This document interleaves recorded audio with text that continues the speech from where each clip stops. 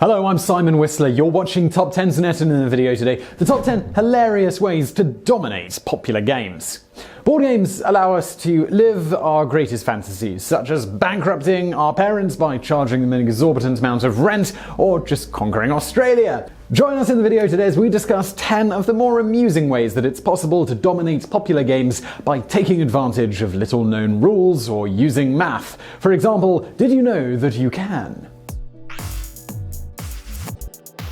Number 10. Beat Monopoly by camping in jail. Monopoly is a game where the main objective is to consolidate as much wealth and property as possible while simultaneously bankrupting your fellow players. Although Monopoly seems fairly random at first glance, statisticians have worked out that during regular play you're most likely to land on the orange squares, making these properties the ones you should attempt to buy first. The reason behind this is the most common result when throwing 2 dice is a 7, which would place you right in the middle of Orange Town after leaving jail, which is statistically where you'll spend a disproportionate amount of time because of the existence of multiple ways to be sent to jail in the game. Speaking of which, a high-level tactic in Monopoly utilized by Monopoly pros is to deliberately attempt to be sent to jail. So why is this? Well, according to the official rules of Monopoly, which nobody ever seems to read, you can absolutely claim rent from other players while in jail and while paying nothing yourself. As a result, the best place to be once you own a significant portion of the board is in jail, where you can sit and claim rent for 3 turns. As a bonus, if you own the orange corner of the board, when you leave jail, you can stay in one of your own fancy hotels, just like a real rich person. Number 9. Win Scrabble by just lying about everything. A key tip from Scrabble pros about how to dominate the game is to learn a bunch of obscure, high-scoring words and play conservatively, not cooperatively. Your goal here is to close off as much of the board as possible early on. Now, all of this sounds like quite a lot of work, right? So instead, why not take the advice of less scrupulous Scrabble buffs and work smarter, not harder? And of course, by work smarter, we mean just lie your ass off. You see, there is absolutely no rule in Scrabble against playing a fake, non-existent word, and many top-level Scrabble players suggest playing fake words if you think you'll get away with it. This is because the onus to call out a fake word is placed entirely on your opponents, and if they fail to do so in the turn it is played, the word counts. Furthermore, if you play a fake enough sounding word that turns out to be real and your opponent calls you on it, they lose a turn. Meaning that yes, that episode of The Simpsons where Bart tries to cheat at Scrabble by playing the word Ouija wasn't actually against the rules. Number 8. Win at Jenga by steadying the tower with your elbows. There are numerous invented rules for the game of Jenga that people come up with while playing the game, none of which are actually in the official rulebook. For example, although the rules say you can only use one hand at a time to remove a block, there's nothing that says you can't steady the tower with your other arm while doing so. If you think this sounds a lot like cheating, well, do bear in mind that this is advice that actually comes from the woman who invented the game, and that would be Leslie Scott. Scott also advises players to go out of their way to sabotage the tower as much as possible by placing any bricks they remove on top at an awkward angle in order to unbalance it. In fact, Scott's number 1 piece of advice is to ignore other players, stating that a key reason people lose at the game is by trying to play cooperatively when they should be taking every opportunity possible to screw their family and friends over. Number 7. Dominate Hangman by playing the word jazz. A lot of people assume the best way to win at the game of Hangman is to play an incredibly long and obscure word. The problem is that the longer and more unique a word is, the easier it becomes to guess when only a few letters are discerned. This actually makes a lot of sense if you think about it. There aren't many possible answers for the potential Hangman game of this. On the other hand, there are hundreds of possible guesses for this one.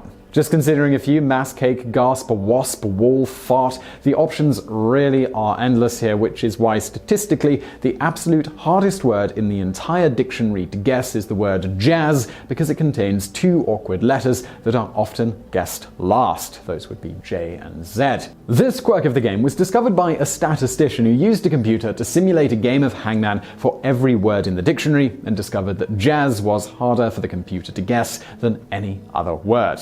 So if you ever find yourself playing a game of Hangman on a bus or something, be like Beyonce and keep the letters J and Z in mind. Number 6. Win Connect 4 by playing first. Connect 4 is what's known as a solved game, meaning the mechanics are fully understood to the point it's possible to win every single time, provided you play first. In fact, even if a player going second plays perfectly against an equally skilled opponent, they will still lose every time. In other words, if you know what you're doing, you literally cannot lose at Connect 4 if you go first. The actual math behind this works is a little complicated, so if you want to learn how to do this and dominate your friends at a popular children's game, you'll need to actually put some work in. The thing to remember though is that you should always play the middle column first. This will guarantee the best your opponent could do is force a draw if you make a mistake. Number 5. Be the king of risk by attacking everyone all the time. Although there's no way to guarantee a win in the game of Risk due to chance always playing a part, meaning there's always a risk of losing, you can pad your chances of winning by being North America and a douche. You see, by diluting Risk down to its base components, statistically North America is the easiest continent to conquer and hold, as it can only be attacked from 3 places at once and provides you a large army bonus. Once you hold North America, your tactic should be to attack absolutely everyone all the time, as statistically in the game Risk, the attacker always has an advantage unless they have less than 5 armies. In other words, one of the best tactics for Risk is to conquer America and attack your neighbors every single turn so they lose their continent bonus while you consolidate your own power. Number 4. Improve your chances of beating Battleship by creating boat clusters. In the game of Battleship, the center of the board is statistically the safest place to be, as there are numerous ways to position your ships, whereas on the edges of the board there aren't. Or to put it another way, if you position your ships around the edge of the board, an opponent who scores a hit only has a handful of possible options for their next move, making the odds of them sinking your battleship all the higher. Although the random nature of the game means there's no way to guarantee a win, a statistician named Nick Berry simulated millions of games to figure out ways to make you a more difficult to predict battleship commander. In short, you should cluster ships together in unusual shapes in order to throw off your opponent by making longer ships seem shorter than they actually are, and vice versa. Alternatively, you could use them to spell out swear words so that if your opponent does beat you, at least they feel bad about it. Number 3. Beat anyone at rock, paper, scissors by yelling at them.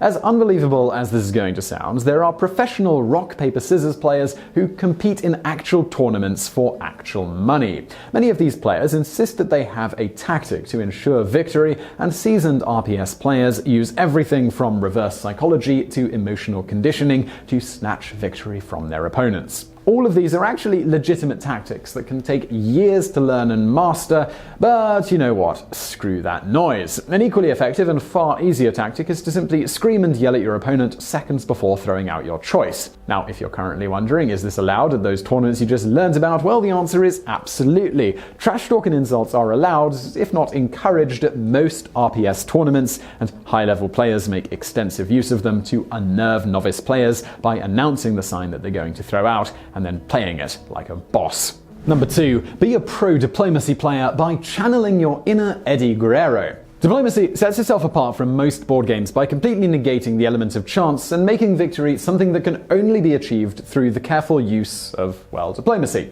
Alternatively, of course, you could just lie, cheat, and steal your way to victory, since the best way to win the game is to disregard everyone else and betray everyone you can to sow the seeds of distrust among rival players. Additionally, it's worth keeping in mind that the 2 most statistically safe countries to hold are Turkey and France, due to them only being adjacent to a handful of countries at the beginning of the game. As such, these are statistically the best countries to either hold, form an alliance with, or betray the hell out of. Number 1. Boost your chances of beating all board games by playing AC/DC if you're a woman. Sadly, the following tactic is only one that the fairer sex can take advantage of, but we'd be remiss if we didn't round off this video about how to best opponents at various board games by citing a study that reveals how any woman can boost her chances of beating any man at any kind of game. You see, according to a study conducted by the Royal College of Music, while listening to loud rock and roll music, specifically AC/DC, men playing board games that require a steady hand or concentration made significantly more errors than women. In fact, music had no effect on the ability ability of women to play games whatsoever, meaning that if an equally skilled man and woman played the same game while listening to Let There Be Rock, the women would statistically have the advantage. So there you have it, ladies. The next time you find yourself talking with a particularly annoying man, ask if he wants to play Jenga and play Back in Black on Spotify. So I really hope you enjoyed that video. If you did, please do hit that thumbs up button below, and don't forget to subscribe for brand new videos just like this every day of the week. Also over there on the right, a few videos from the archives. And as always, thank you for watching.